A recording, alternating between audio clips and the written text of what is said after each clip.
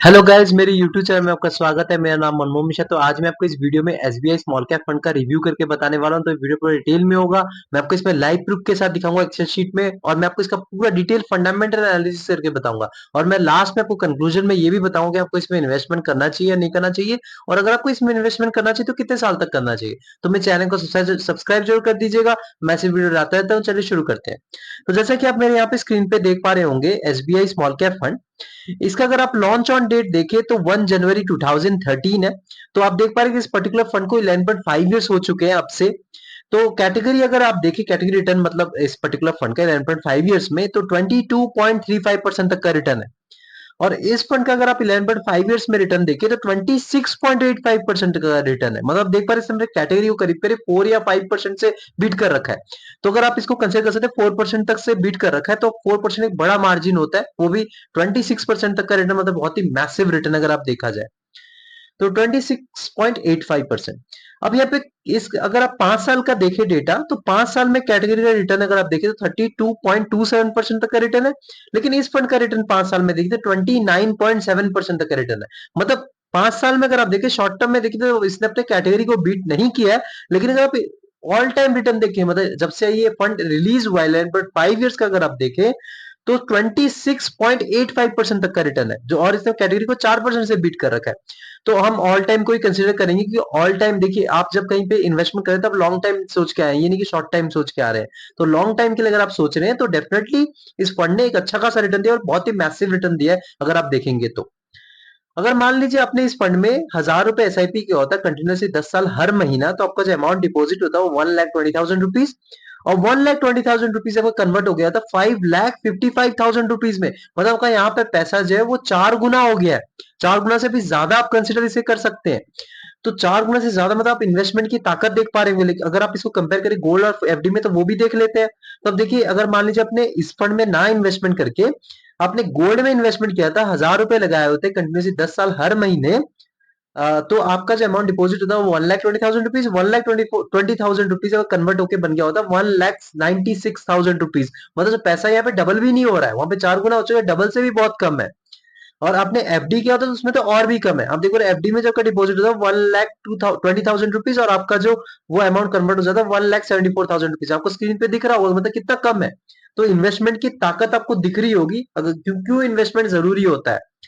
अब यहाँ पे रिटर्न वर्सेस कैटेगरी की बात करें तो देखिए, यहाँ पे रिटर्न जो है कैटेगरी के हिसाब से एवरेज आप मान सकते हैं, लेकिन हाँ मैसिव रिटर्न है, मैं आपको बोलूंगा बहुत ही हाई है। आप इसको मान कंसिडर कर सकते हैं एज कम्पेयर टू वर्ल्ड। अगर आप कोई दूसरे म्यूचुअल फंड को कंपेयर करेंगे तो डेफिनेटली मैं आपको बता रहा हूँ बहुत ही मैसिव रिटर्न है।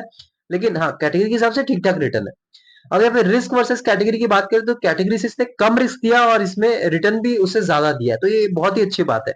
अब आगे देखते हैं रिस्क वर्सेस रिटर्न। इसमें आपको पता चलेगा क्योंकि रिस्क वर्सेस रिटर्न रेशियो ही बताता है कि इसमें कितना रिस्क है और रिस्क को एडजस्ट करके रिटर्न कैसे मिल रखा है। तो यहाँ पे अगर आप देखें तो बीटा जो है आपका 0.68 फंड का, इस फंड का है, और जो कैटेगरी का है 0.8। मैंने को हर एक वीडियो बता रहा है बीटा आपका 1 से कम हो, क्योंकि ये जो बताता है ना बेसिकली वॉलिटिलिटी कितनी है with respect to its category. तो 1 से कम हो तो ज्यादा अच्छा रहता है। कैटेगरी का 0.8 है और इस फंड का कैटेगरी से कम है 0.68, तो एकदम बढ़िया है। तो यहाँ पे पॉजिटिव फीडबैक रहेगा। स्टैंडर्ड डिविएशन की बात करें तो यहाँ पे 13.04 है, और कैटेगरी देखें तो 15.33 है। तो आपको एक चीज बता दूं कि मतलब जो स्टैंडर्ड डिविएशन क्या होता है, कि मतलब जैसे आपका एक एवरेज रिटर्न है इस पर्टिकुलर फंड का, मान लीजिए 15% एवरेज रिटर्न है, तो 15 से प्लस कर लीजिए 13.04%, इतना तक आपको रिटर्न मिल सकता है।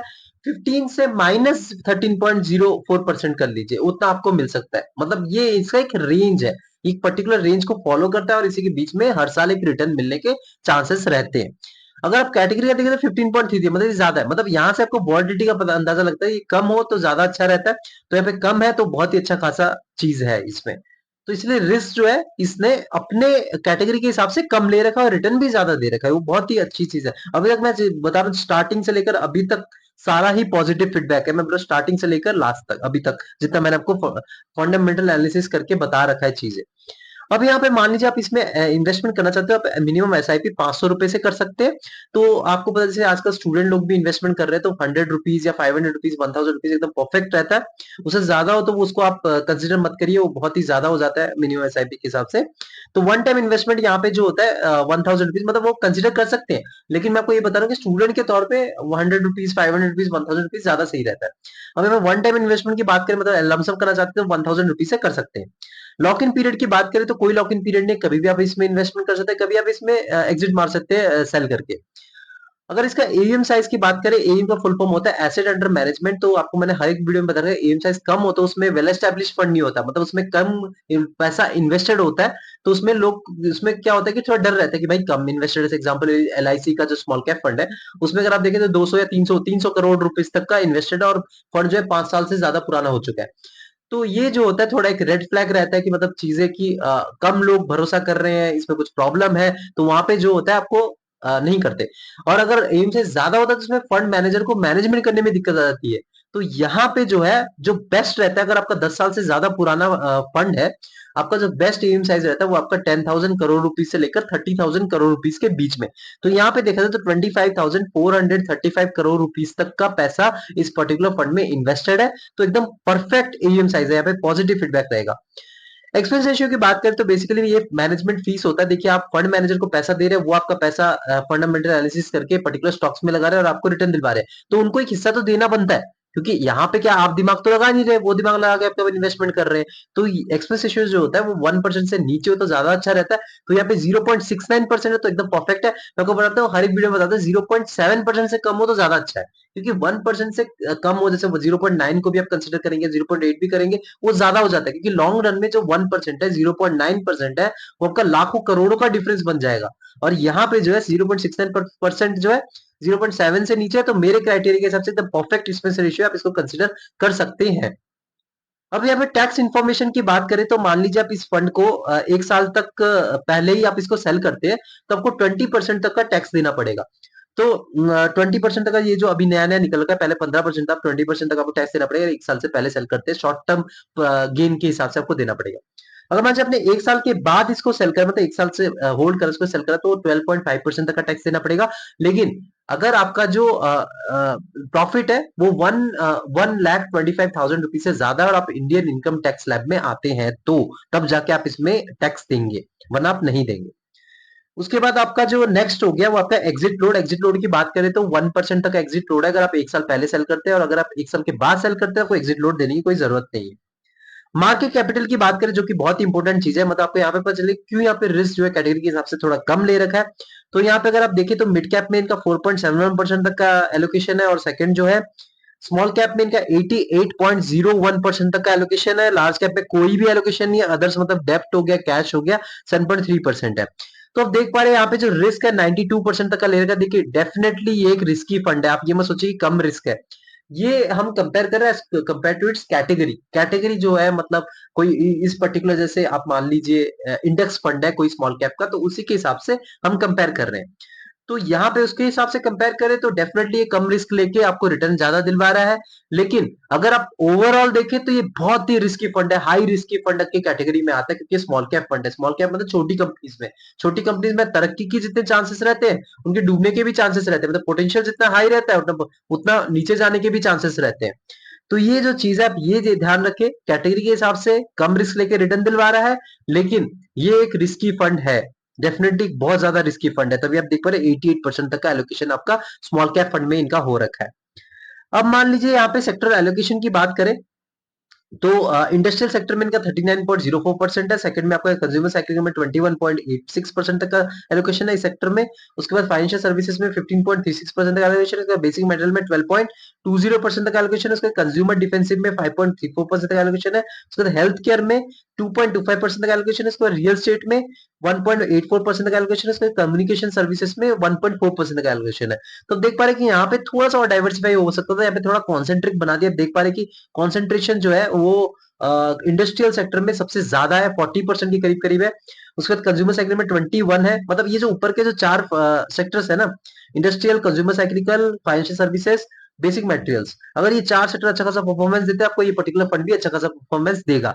लेकिन और 2-4 जो सेक्टर है उनमें थोड़ा डाइवर्सिफाई कर सकते थे, इंडस्ट्रियल सेक्टर को थोड़ा कम करके, लेकिन यहाँ पे इन्होंने डाइवर्सिफाई थोड़ा कम कर रखा है, तो यहाँ पे थोड़ा सा नेगेटिव फीडबैक रहेगा सेक्टरल एलोकेशन के मामले में, थोड़ा सा, ज्यादा नहीं, आप थोड़ा सा इसको कंसिडर कर सकते हैं। फंड मैनेजर की बात करें, आर श्रीनिवासन, इनको एक्सपीरियंस है 10.46 ईयर्स का। सेकंड जो है मोहित जैन, इनको एक्सपीरियंस है 6.42 ईयर्स का। यहाँ पे मेरा पॉजिटिव फीडबैक रहेगा कि जो फंड मैनेजर बहुत ज्यादा एक्सपीरियंस है, और मैं आपको हर एक वीडियो में बताता हूँ कि फंड मैनेजर थोड़ा ज्यादा एक्सपीरियंस रहता है, क्या है कि इसका पुराने जो ट्रैक आप कर पाएंगे, मतलब इनके जो पुराने, इन्होंने कितना अच्छा खासा रिटर्न दिलवाया है, ये किस किस फंड के लिए काम कर रखे हैं, और उनको मतलब आप इसमें ट्रैक कर सकते हैं, पता लगा सकते हैं, तो ये एक पॉजिटिव फीडबैक रहेगा। और एक एक्सपीरियंस बंदा रहता है कि उसमें मैनेजमेंट में थोड़ी दिक्कत नहीं आती है, कि उसको पता है कि कैसे पैसे मैनेजमेंट करा जाता है, कैसे फंडामेंटल एनालिसिस करा जाता है स्टॉक्स का, और वो और उसमें इन्वेस्टमेंट किया जाता है। तो आप समझ सकते हैं कि वहां पे थोड़ा आपका सेफ चल जाता है, अगर आप यहाँ पे फंड मैनेजर ज्यादा एक्सपीरियंस रहते हैं। तो यहाँ पे रेटिंग की बात करें तो डेफिनेटली ये 4/5 रहेगा। तो 4/5 इसीलिए कि इसको तो 5/5 ही मिलना चाहिए, लेकिन 4/5 इसीलिए है क्योंकि यहाँ पे सेक्टरल एलोकेशन थोड़ा सा डाइवर्सिफाई और हो सकता था, और यहाँ पे मार्केट कैपिटल में जो है स्मॉल कैप में इनका ज्यादा एलोकेशन है, थोड़ा सा कम हो सकता था, क्योंकि आपको सेबी का पता है कि 67 से 68% तक आप स्मॉल कैप ले सकते हैं, इन्होंने 88% तक का स्मॉल कैप ले रखा है, तो ज्यादा रिस्क ले लिया है। लेकिन हाँ, कैटेगरी के हिसाब से इसने कम रिस्क लिया है, लेकिन फिर भी इन्होंने रिस्क ज्यादा लेके चला, तभी आपको रिटर्न जो है बहुत ही मैसिव दिलवा रहे, मतलब ऑल टाइम देख सकते हैं 26.85% तक का रिटर्न, जो कि बहुत ही मैसिव रिटर्न है। तो ओवरऑल देखा जाए, आप इसमें डेफिनेटली इन्वेस्टमेंट कर सकते हैं, लेकिन आप कुछ और स्मॉल कैप फंड के बारे में रिसर्च कर सकते हैं, जैसे एक्सिस स्मॉल कैप फंड हो गया, क्वांट स्मॉल कैप फंड हो गया, आपका कोटक स्मॉल कैप फंड हो गया। तो ऐसे कुछ स्मॉल कैप फंड है जो कि इसके टक्कर के हैं, जो कि एक अच्छा खासा रिटर्न भी दिलवा रहे हैं आपको, और भी जो रिस्क है थोड़ा कम भी लेने की कोशिश करें, जैसे एक्सिस स्मॉल कैप फंड हो गया, आपको रिटर्न भी इसके करीब करीब दिलवा रहा है, और आपको और भी रिस्क कम लेके चल रहा है। लेकिन हाँ, उसके फंड मैनेजर अभी जो नए नए आए हैं वो एकदम नए हैं, तो उनको कुछ जब उनका पता नहीं कि उनको कैसे इनकी स्ट्रेटेजी रहेगी, तो इसलिए पास्ट रिटर्न जो है फ्यूचर रिटर्न वो मतलब नहीं होता है, मतलब आप सोचेंगे फ्यूचर में भी ऐसा परफॉर्मेंस देगा, ऐसा नहीं होता है। तो इसीलिए फंड मैनेजर को जो है वो भी होना जरूरी होता है, तो यहाँ पे फंड मैनेजर जो है वो ज्यादा एक्सपीरियंस है, एकदम पॉजिटिव फीडबैक है। तो मैं तो बोलूंगा कि अभी जो स्मॉल कैप कैटेगरी में अगर आप देखें, तो ये एक फंड हो गया, एसबीआई स्मॉल कैप फंड हो गया, और एक क्वांट स्मॉल कैप फंड हो गया, और एक्सिस स्मॉल कैप फंड हो गया, ये तीनों जो है सबसे top class small cap fund रहेंगे। लेकिन एक्सिस को मैं भी थोड़ा सा डाउटफुल रहेगा, क्योंकि एक्सिस में जो है फंड मैनेजर एकदम नए नए हैं, और ये ओवरऑल देखा जाए फीडबैक इसके लिए बढ़िया है, बहुत ही अच्छा खासा फंड है। अगर आप इसमें इन्वेस्टमेंट करना चाहते हैं, डेफिनेटली आप कर सकते हैं, लेकिन खुद के रिस्क पे करिएगा, खुद रिसर्च भी करिएगा, और अगर आपका टाइम फ्रेम 7 से 10 साल है, तभी इस फंड में करिएगा, क्योंकि स्मॉल कैप फंड में आपका टाइम फ्रेम लंबा होना चाहिए, शॉर्ट टाइम फ्रेम में आएगा आपको लॉस में, आप इसको सेल करना पड़ेगा। तो लंबा टाइम फ्रेम है, तो आप इस पर्टिकुलर फंड में इन्वेस्टमेंट कर सकते हैं, लेकिन खुद रिसर्च करिएगा, यानी कि मैंने बोल दिया और आपने इन्वेस्टमेंट कर दिया, मैं बस आपको फंडामेंटल एनालिसिस करके आपको डिटेल में बता रहा हूँ कि चीजें इसमें क्या क्या है, और आप सेफ इन्वेस्टमेंट करेंगे ताकि आप भी कॉन्फिडेंट रहे जब आप इसमें इन्वेस्टमेंट करते हैं। तो मेरे चैनल को सब्सक्राइब जरूर कर दीजिएगा। मैं सिर्फ लाता रहता हूँ। Thank you.